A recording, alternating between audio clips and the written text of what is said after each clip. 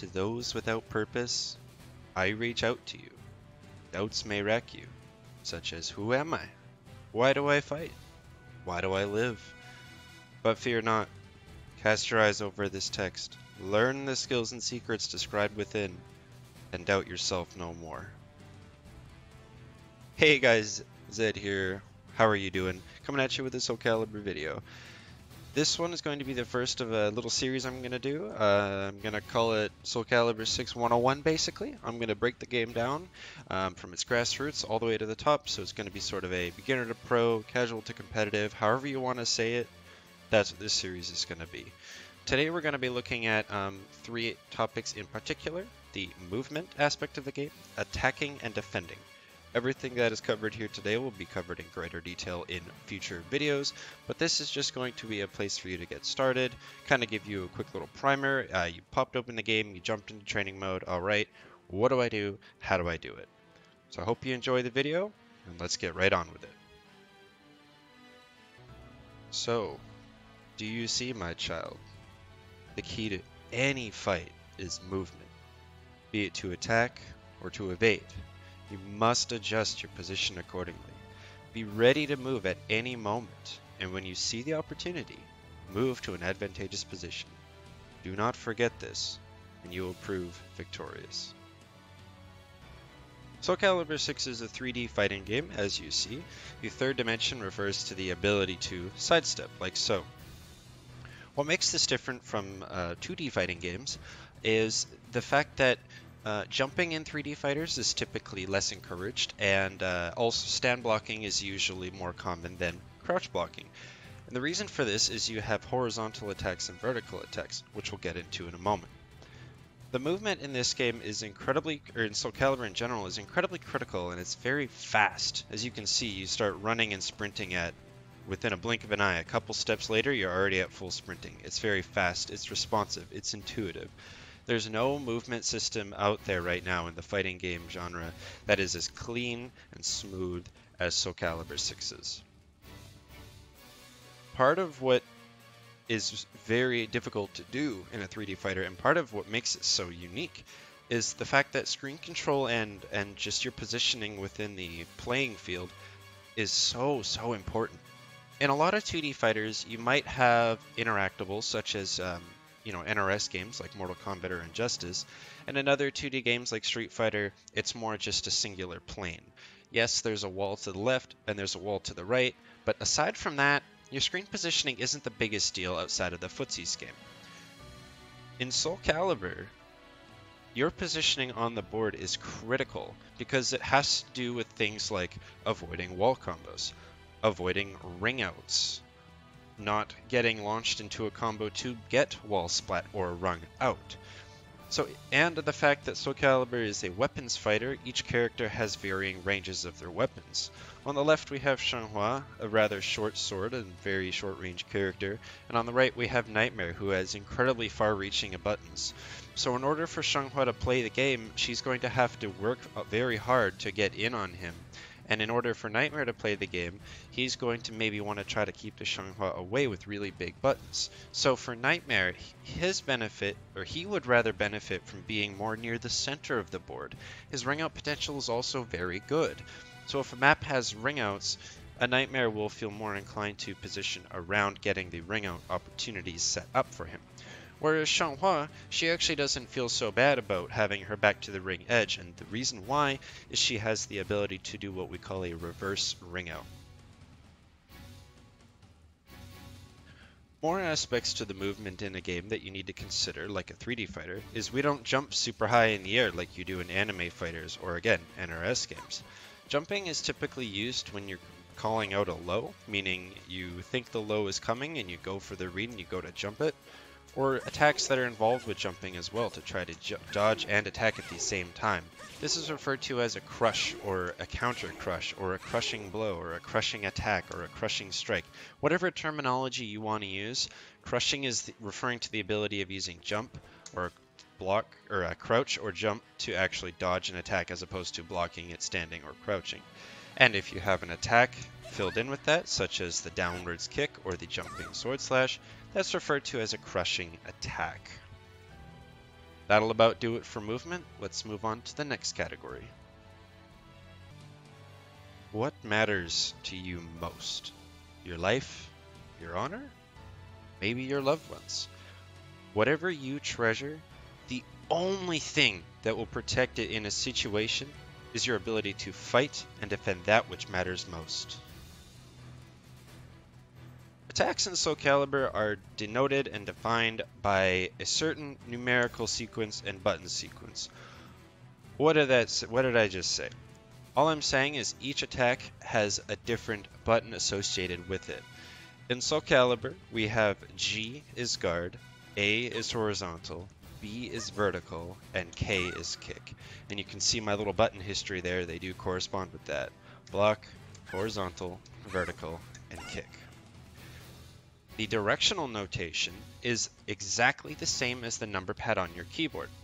So if you happen to be at your computer right now, look down at the number pad that you have there, and you can see that it goes 7, 8, 9, 4, 5, 6, 1, 2, 3. So in Soul Calibur, you have 7 is a back jump, 8 is a regular jump, 9 is a forward jump, 4 is a back step, 6 is a front step, 5 is you just standing neutral, the way it is right now, 1 is the back and down direction, 2 is the down direction, and 3 is the forward and down direction. In terms of putting your notation into combos, it's important to know this notation so that you can learn the combos. So for example, if I'm doing this particular sequence, this is called 5AA. Whereas if I'm doing this particular kick, down K, this is referred to as a 2K. Or if you do back, back, and hold the A button, which is this button, that's referred to as 4-4A hold. So those are just a couple examples of how the notation works in Soul Calibur. I find it a very intuitive system, and it'll start to make sense the more you play the game, because thankfully the game is designed to where they've actually made the moves list that you look at with the G, A, B, K notation. So it's really convenient for training in a fighting game like this, as opposed to other fighting games and fighting game communities that have a completely different notation than what the game is describing. It can get very confusing and it can get very annoying when you're trying to learn the game. Attacks in Soul Calibur have many different properties and different styles, and when you use your moves list, you can actually see what those are. So for example, if we go to Xianghua's, if we go to her vertical attacks, what you're looking at here is we're hovering on Emperor's Lament, BBB, or 5BBB. The yellow M's on the side there mean that it's a mid. The blue L here on Lapis Chime means that is a low. And then the red H refers to a high. So you have highs, mids, and lows. And examples of that in the game are most, if not all, 5AA strings, this here, are high, high. And when you're in training mode by default, you'll actually be able to see which different style of, or which moves have which properties. So this is an example of a high. Most vertical attacks are mids, so this is BB is an example of a mid. And then 2K, which is the button we described before, is an example of a low in most instances. Varying up these attacks and whether you do horizontal, vertical, and kicks all help create the mind game in a 3D fighting game. Your goal is to get your opponent to stop sidestepping and start respecting your more damaging and advantageous options, such as your launching attacks. Most characters have a launcher off of their standard 3B, which is down, forward, and B. So this notation here, this leads to an air combo, which we will cover in a later video. Different types of attacks have different types of properties. So the universal input for a break attack is A plus B. So these two buttons pressed simultaneously.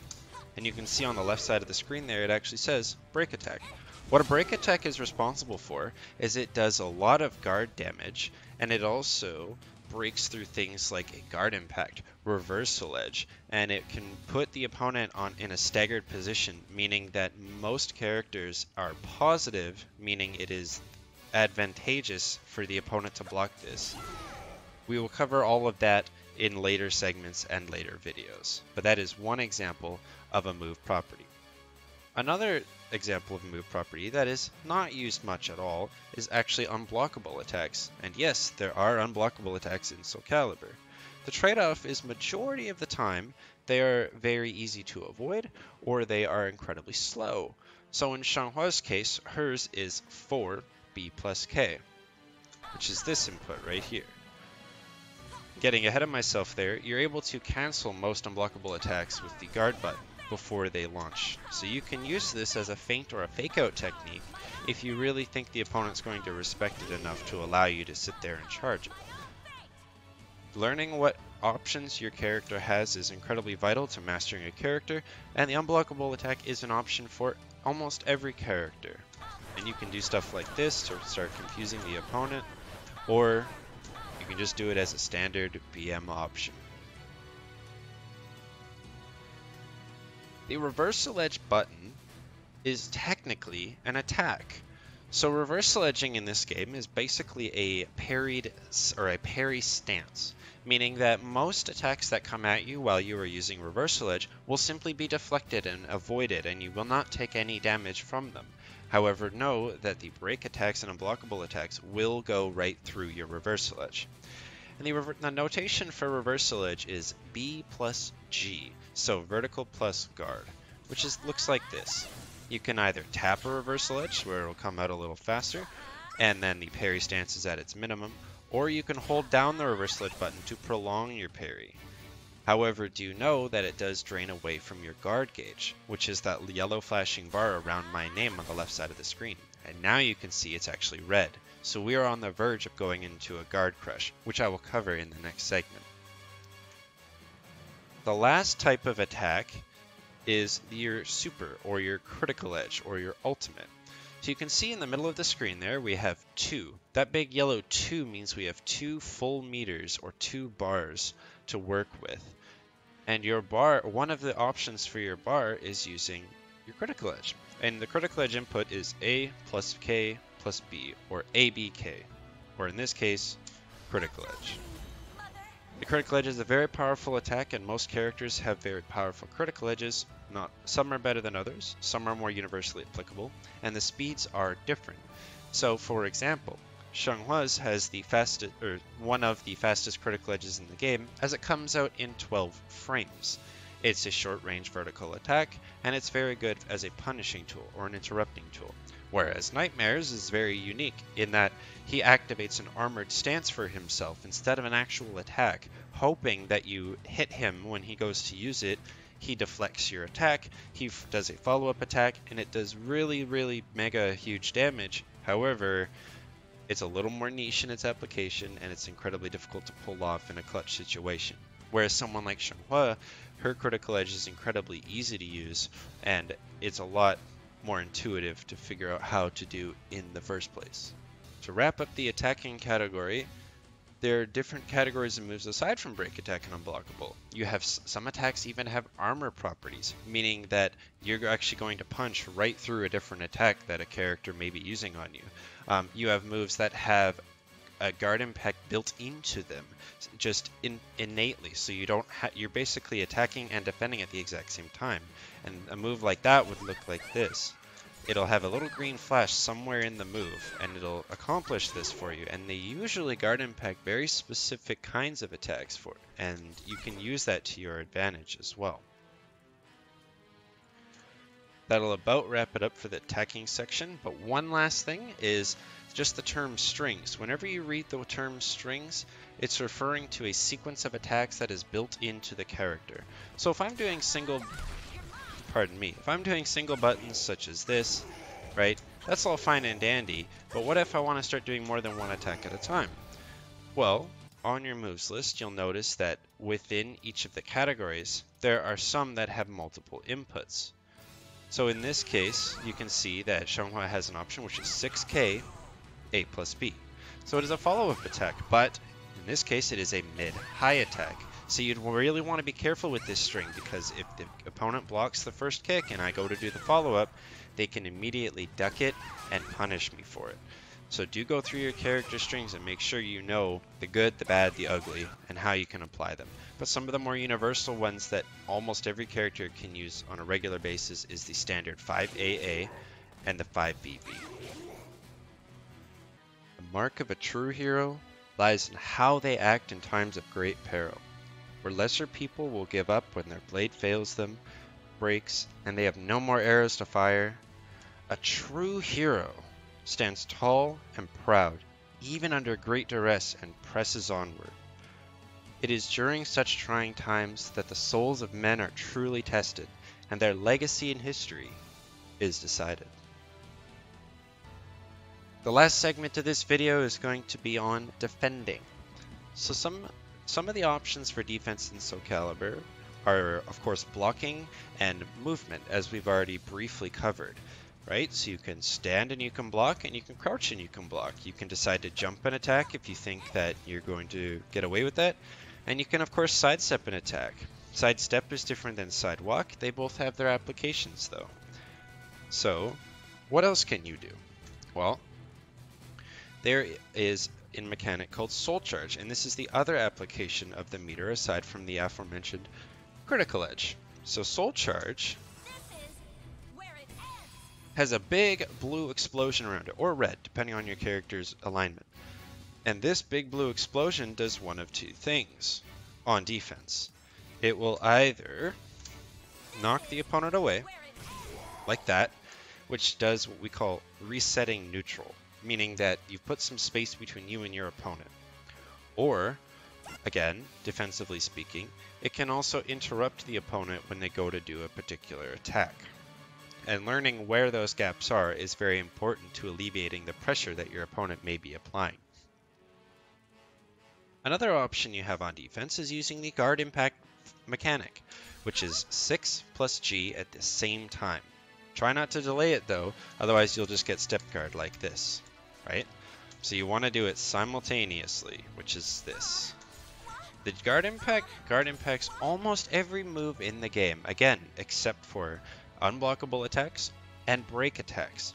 Using your break attack offensively is a fantastic option when calling out a guard impact from your opponent. Vice versa, if you're going to use your guard impact, make sure you know or you think that your opponent is not going to use a break attack. When doing a guard impact, your opponent will, and you're successful, your opponent will recoil back and it is now your turn. Some characters get guaranteed follow-ups, and other characters don't. One option you can do in a guard impact situation or a post GI situation is you can go for your break attack, which will lead to a semi-guaranteed guard damage, combo, plus frames, whatever. It depends on the guard impact level, and it depends on what the opponent does. This will all be covered in more detail in a later video. To briefly touch on the way guard impact levels work, depending on what the speed of your move is and what they denote as the move strength or move level is, will determine how much you are reeling back. If it's a regular level 1 GI, you'll kind of jump back and nothing bad will happen, and your opponent has no guarantees. A level 2 GI, you'll kind of sit back a little bit. And on a level 3 GI, your character will be splat to the ground on their butt, and the opponent has all the time in the world to do whatever they'd like to do. Another thing to consider when you're on defense is your guard gauge. So, when you go to use the guard impact or a reversal edge, which again is both an offensive and a defensive tool, it will eat away at your guard meter if you don't land these successfully, therefore draining your soul gauge. In the case of that, and you're flashing red, you need to make sure that you don't keep blocking attacks, otherwise your guard is going to get crushed. And say if Nightmare continually was attacking me with attacks, it could be a really big problem. So, there you go, guard crush. And that's bad, the opponent can get a full combo off of that. So, try not to block too much. Take advantage of both your movement and your other defensive options, such as guard impact and reversal edge. And be mindful of what your opponent can do, and know that what they will do is try to open you up and destroy your guard meter, because that is the best way to defeat a turtling opponent. If you're playing really good defense and you're blocking and dodging everything the opponent is doing, you're expecting to get either thrown, or the opponent's going to keep wailing on your guard, or the opponent's going to keep kicking you in your feet. But all of that, again, we'll cover in more greater detail in a later video. That'll about do it for the defending category. Alright guys, thank you so much for watching. It was a little all over, and it was a little bit of everything, and I do plan to go into full detail on most, if not all, of these concepts that we talked about today. If you happen to be new to Soul Calibur and you just selected your character and you just jumped into training mode, I hope that maybe this kind of gets you in the right direction. I do suggest you read the combat lessons as well. They are fantastic, and they will kind of get you on your way, but this is sort of just a video format primer for you to get started. Can't wait to do the next one. I hope you enjoyed, and I'll see you in my next video. Have a good rest of your day.